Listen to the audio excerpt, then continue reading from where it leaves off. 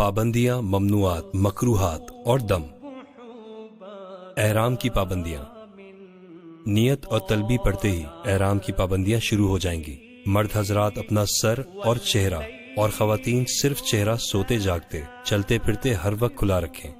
کسی وقت بھی ان کے اوپر کپڑا نہ لگنے دیں اور نہ ہی کپڑے سے ڈھانکیں، چونکہ خواتین کو نامحرم مردوں سے پردہ کرنا ضروری ہے اور بے پردہ رہنا جائز نہیں۔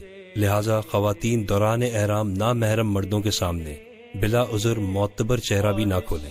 ان کے سامنے جاتے وقت سر پر ایسا ہیٹ پہن لیں جس کے اگلے حصے پر نقاب سلی ہوئی ہو، جس میں چہرہ نہ جھلکے اور اس میں آنکھوں کے سامنے باریک جالی سلی ہوئی ہو تاکہ راستہ نظر آ سکے۔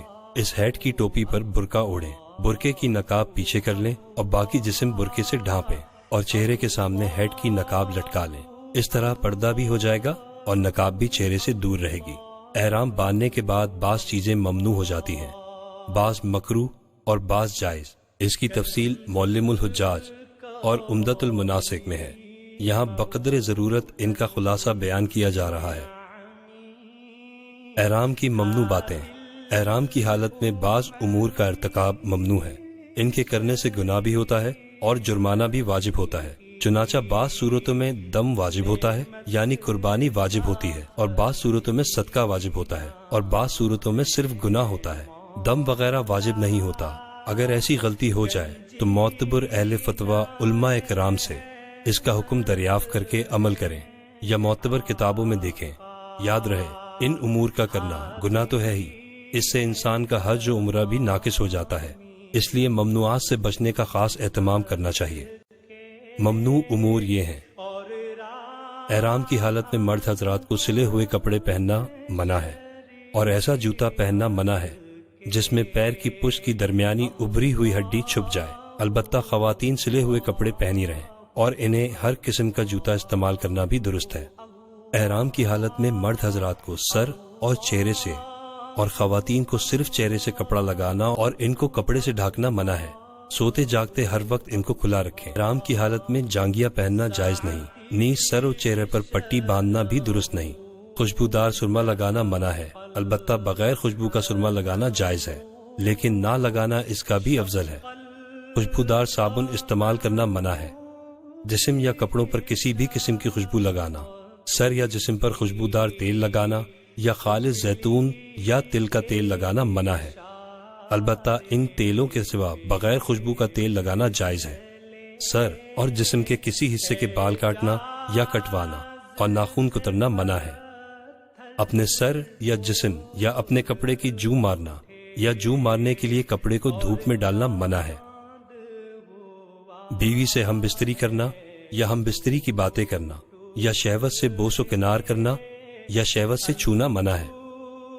احرام کی حالت میں ہر قسم کے گناہوں سے بطور خاص بچنا، جیسے غیبت کرنا، چغلی کرنا، فضول باتیں کرنا، بے فائدہ کام کرنا، بیجا مذاق کرنا، کسی کو ناحق ذلیل و رسوا کرنا، حسد کرنا، اور خاص کر خواتین کا بے پردہ رہنا، یہ سب باتیں بغیر احرام کے بھی ناجائز ہیں اور احرام کی حالت میں خاص طور پر ناجائز اور گناہ ہے۔ حالت احرام میں لڑائی جھگڑا کرنا یا بیجا غصہ کرنا بڑا گناہ ہے، اس سے بطور خاص بچنا چاہیے۔ بعض حجاج اس گناہ میں بہت مبتلا نظر آتے ہیں۔ مکروہ باتیں۔ احرام باندھنے کے بعد بعض امور کا ارتکاب مکروہ اور گناہ ہے، ان سے بچنے کا اہتمام کرنا چاہیے۔ اگر غلطی سے ارتکاب ہو جائے تو توبہ و استغفار کرنا چاہیے، لیکن ان میں کوئی جرمانہ واجب نہیں۔ مکروہ امور یہ ہیں: لونگ، الائچی اور خوشبودار تمباکو ڈال کر پان کھانا مکروہ ہے، لیکن سادہ پان کھانا جائز ہے۔ جسم سے میل دور کرنا اور جسم کو بغیر خوشبو کے صابن سے دھونا مکروہ ہے۔ سر اور داڑھی کے بالوں میں کنگھا کرنا بھی مکروہ ہے۔ اگر بال ٹوٹنے اور اکھڑنے کا خطرہ ہو تو سر کھجانا بھی مکروہ ہے۔ ہاں، آہستہ کھجانا کہ بال اور جو نہ گرے جائز ہے۔